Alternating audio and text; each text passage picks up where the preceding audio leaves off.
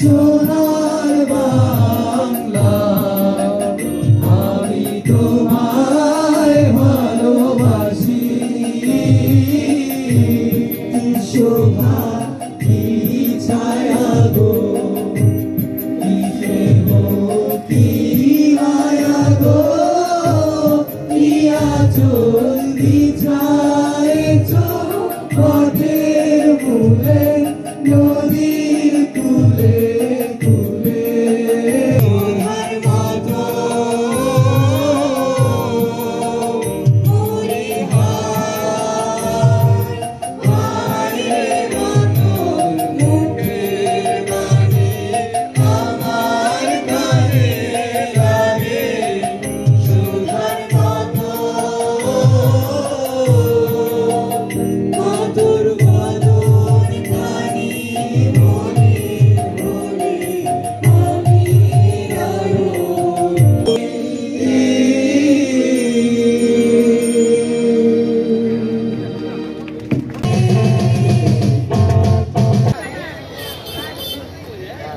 বরণ করার জন্য অনুরোধ জানাচ্ছি আইনজীবী অ্যাডভোকেট বীর মুক্তিযোদ্ধা আব্দুল কুদ্দুস সভাপতিকে তার স্বাগতিক বক্তব্য দেওয়ার জন্য জায়গা থেকে দূর দূরান্ত থেকে যত সার লাগবে সেটা জামালপুর থেকে দেবে। আমরা বিদেশ নির্ভর আমদানি নির্ভর সার কারখানায় বিশ্বাস করি না। আমাদেরকে স্বনির্ভর হতে হবে। আমাদের সার কারখানা দিয়ে আমাদের কৃষকরা চাষ করবে, আমাদের নদীতে আমাদের বাচ্চারা জেলেরা মাছ ধরবে। এটাই হচ্ছে আগামী দিনের রাজনীতি, জামালপুরের রাজনীতি। প্রিয় দেশবাসী, আমরা দেখেছি একটা মেডিকেল কলেজ করা হয় নাই এবং দুঃখজনক ভাবে হলো সত্য, এই মেডিকেল কলেজের ফান্ডিং নাকি ভারত থেকে এসছে। ভারতের মতো একটা গরিব দেশ যার 80% মানুষ দরিদ্র সীমার নিচে বাস করে, যে তার লিগেল লোকদেরকে 2 বেলা খাওয়াতে পারে না, সে আমার দেশের বিশ্ববিদ্যালয় করে দেবে, জামালপুরে মেডিকেল কলেজ করে দেবে, আর সেই মেডিকেল কলেজে পড়ে ডাক্তার হবে। এর থেকে বোকা স্বর্গে বাস করার আর কোন ঘটনা হতে পারে না।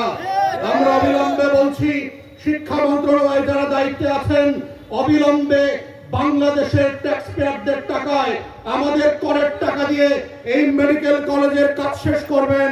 এটাকে কমপ্লিটলি ফাংশনাল করার জন্য যেই যে লজিস্টিক্স অবকাঠামো গঠন করা দরকার সেগুলো করবেন। আমরা অবিলম্বে জামালপুরের মেডিকেল কলেজকে সচল দেখতে চাই।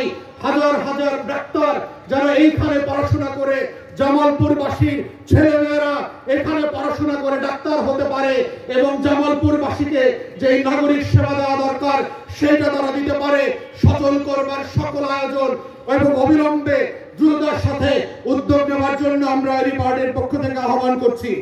সর্বশেষ বলতে চাই যে আজকে আমাদের সাথে বিডিআর জওয়ান যারা পিলখানা গণহত্যায় মিথ্যা মামলায় বছরের পর বছর জেলে ছিলেন, তারা দেখা করতে এসেছেন। তারা আপনাদের জামালপুরের সন্তান। আপনারা জানেন এখনো 600-র উপরে বিডিআর সদস্য বিভিন্ন মিথ্যা মামলায় কারাগারে আছেন। তারা বছরের পর জেল খেটেছেন। তারা জানেন না তাদের কি অপরাধ ছিল। তাদের অনেকে 35 বছর চাকরি করার পরেও বেতন না পেয়ে, পেনশন না পেয়ে অমানবিক জীবন যাপন করছেন।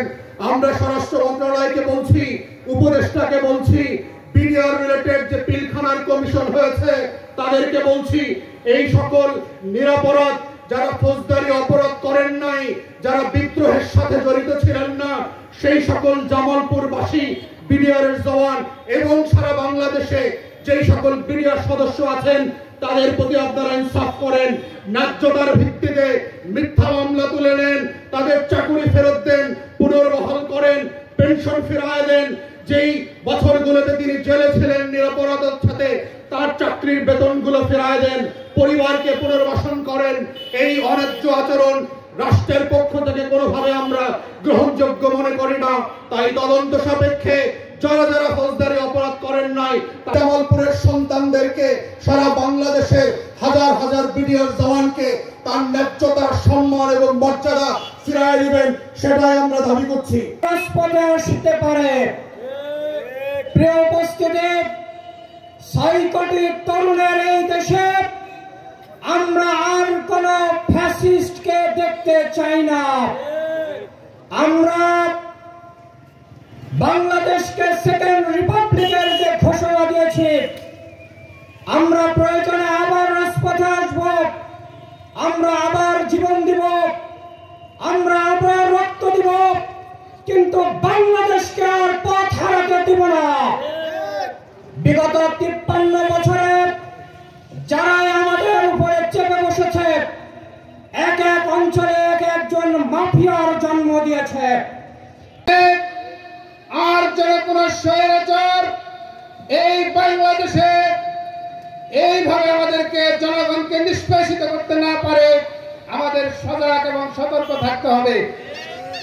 সংগ্রামী ভাই ও বন্ধুগণ, আমরা শেষ পর্যন্ত প্রধান অতিথির বক্তব্য শুনে তারপরে এখান থেকে উঠব। আপনারা সুন্দর এবং সুশৃঙ্খল ভাবে শেষ পর্যন্ত এইখানে আমাদেরকে সহযোগিতা করবেন এই প্রত্যাশা রাখছি এবং আপনাদের সকলের শুভকামনা করে আমার শুভেচ্ছা বক্তব্য শেষ করছি। আসসালামু আলাইকুম।